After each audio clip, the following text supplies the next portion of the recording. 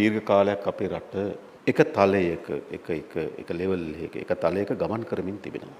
දැන් අපිට පුළුවන් මේ තියෙන තලයේම යම් ප්‍රතිසංස්කරණ ඇති කරන්න පුළුවන්. අපේ අපේක්ෂාව මේ තියෙන තලයේම යම් ප්‍රතිසංස්කරණ සිදු කිරීම නෙවෙයි අපේ රට අලුත් තලයකට ඔසවා තබන්න ඕන.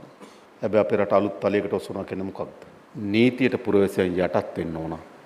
නීතියට මිනිස්සු බය වෙන්න ඕන. දැන් තියෙන තලය නීතියට මිනිස්සු යටත් නේ, මිනිස්සු නීතියට බයත් නේ. අපි අලුත් තලයක රට ගේනවා. නීතියට මිනිස්සු බය වෙන්න ඕන. නීතියට මිනිස්සු යටත් වෙන්න ඕන. වංචාව දූෂණය ගැන හිතුවොත් වංචාවේ දූෂණයේ යෙදෙන්න නෙවෙයි, වංචාවේ දූෂණයේ යෙදෙන්න හිතන්නත් බය වෙන රටක් හදන්න ඕන. මේ දවස්වල ප්‍රවෘත්ති බලන්න ඔක්කොම තියෙන එතන.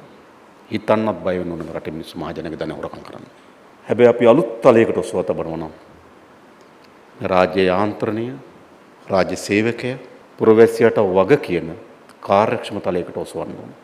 අන්නේ ඔසවා තැබීමේදී අපි විශේෂ අවධානයක් යොමු කරලා තිබෙනවා පොදු ප්‍රවාහන පද්ධතියට. ඒක වැදගත් ශාස්ත්‍රය. කරුණු කීපයක් නිසා එකක් ඔබ දන්නවා අපේ රටේ සිදුවන මාර්ග අනතුරු ප්‍රමාණය විශාලයි. ආසන්න වශයෙන් ගත්තොත් දවසකට 8 දිනක් වාහන අනතුරු නිසා මිය යනවා. එවනම් අපිට මේ රට මේ විදිහටම යන්න දෙන්න ඕනද? මෙතන වෙන තලයකට ඔසවන්න ඕනද? ඔසවන්න ඕන. ඒ නිසා තමයි අපි මාර්ග නීතින් පිළිබඳව, රීතීන් පිළිබඳව ශක්තිමත් වෙන්න. බස් එක නම් බස් එක. බස් එකට වෙනේම තියන්න බෑ. යම් පොඩි රාජ්‍යයන් හදාගෙන ඉන්නවා. පොඩි රාජ්‍ය. බස් හිමියන්ට එක රාජ්‍යයක්. පිටකොටුවේ වෙළඳුන්ට තව රාජ්‍යයක්. මේ තියෙන පොඩි මිනි ගවර්න්මන්ට් තියෙනවා අපේ රටේ. අපි මේ ඔක්කොම අහුසු කරනවා. රටට තියෙන ජනතාව විසින් තෝරාපත් කරන ලද එක රාජ්‍යයක් විතරයි. ඒ නිසා මාර්ග නීතිය එක් බල අධිකාරීන්ගේ එක කුඩා ගවර්න්මන්ට්, මිනි ගවර්න්මන්ට් ඒවට යටත් වෙලා මේ රට ඉස්සරහට ගෙනියන්න දෙන්නේ නැහැ. මොකද මේ රටේ මිනිස්සු මිය දෙන්නේ. ඒ නිසා පොදු ප්‍රවාහන පද්ධතිය ශක්තිමත් කරනවා හා සමාන ලෙසම අපි ඊටමත් නීති රාමුවක් හඳුන්වා දී තිබෙනවා, ක්‍රියාත්මක කරනවා. මාර්ග අනතුරු වලින් විතරක් නෙවෙයි තවත් ආකාර ගණනාවකින් පොදු ප්‍රවාහනය වැදගත්.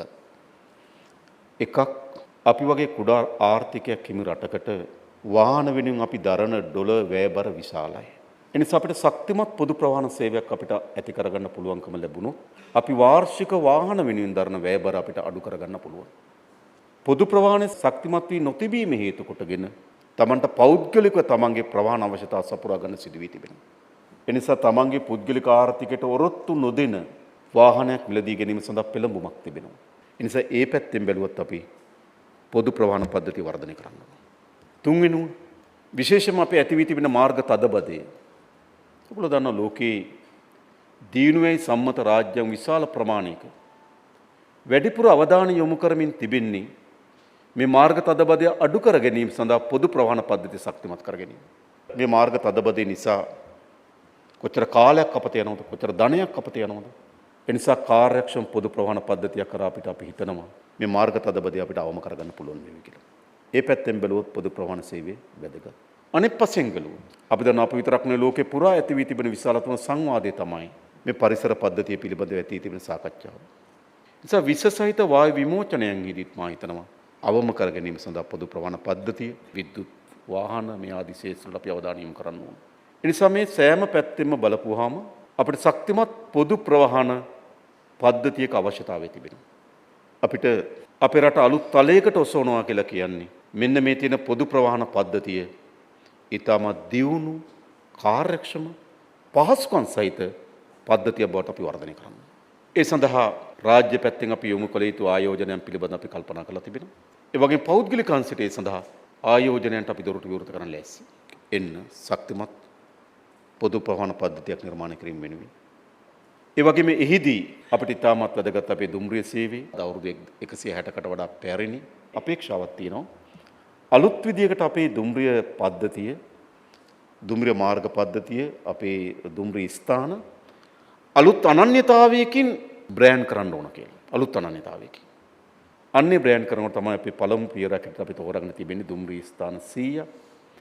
එහි තිබෙන පැරණි වටිනාකම්, ඒ ආකර්ෂණය ඒ විදියටම ආකර්ෂණය කරගන්න ගමන් හැබැයි වර්තමාන මිනිසුන්ගේ අවශ්‍යතාවය සෙපිරින්නත් ඕන. අපිට පැරණි සාම්ප්‍රදායික දුම්රිය ස්ථානයේ පවත්වාගෙන ගිහිලා වැඩක් නැහැ. එතෙන්ට යනකොට මගියෙකුට අවශ්‍ය කරන අවම පහසුකම් ටිකවත් නැත්නම්, පිරිසිදු භාවයක් නැත්නම්, එතන මනසට සුවයක්, නිදහස් භාවයක් ගෙන දෙන්නේ නැත්නම් අපිට පැරණි වටිනාකම් වලින් පමණක් වැඩක් නැහැ. ඒ නිසා පැරණි වටිනාකම් ආරක්ෂා කරගන්න ගමන් ඒවා අපි කොහොමද මගින්ගේ පහසුකම් සපෙන නව අනන්‍යතාවයන් සහිත දුම්රිය ස්ථාන බවට පරිවර්තනය කරන්න. අපි මේ නිශ්චිත මොහොතට අදාළ ගත්තොත් අන්න ඒක තමයි අපේ අපේක්ෂාව. මේක අපේ රට ස්ථිර කරන්න ඕන. කියන්නේ අපේ පාලනයක් තියෙනකොට දේශපාලනය මෙහෙමයි, තව පාලනයක් වෙනකොට වෙන විදිහයි වෙන්න බෑ. මේවා ස්ථාවර, මේවා ගලේ කෙටුවා වගේ ස්ථාවර කරන්න. මේවා සම්ප්‍රදාය, අලුත් සම්ප්‍රදායන්, අලුත් වටිනාකම්, අලුත් හරපද්ධතින් බවට පත් කරන්න ඕන මේවා. ඒ නිසා අපි දේශපාලන අධිකාරියට අපි මේ කාර්ය කරමින් ඉන්නවා කියලා අපිට විශ්වාසයක් තිබෙනවා. අපි අපේ රටේ දේශපාලන සංස්කෘතිය පැරණි තලයේ සිට නව තලයකට අපි ඔසවා තබලා තිබෙනවා. අන්න ඒ වගේ මේ හැම ශේෂ්ත්‍රයක්ම අපි පැරණි තලයේ සිට නව තලයකට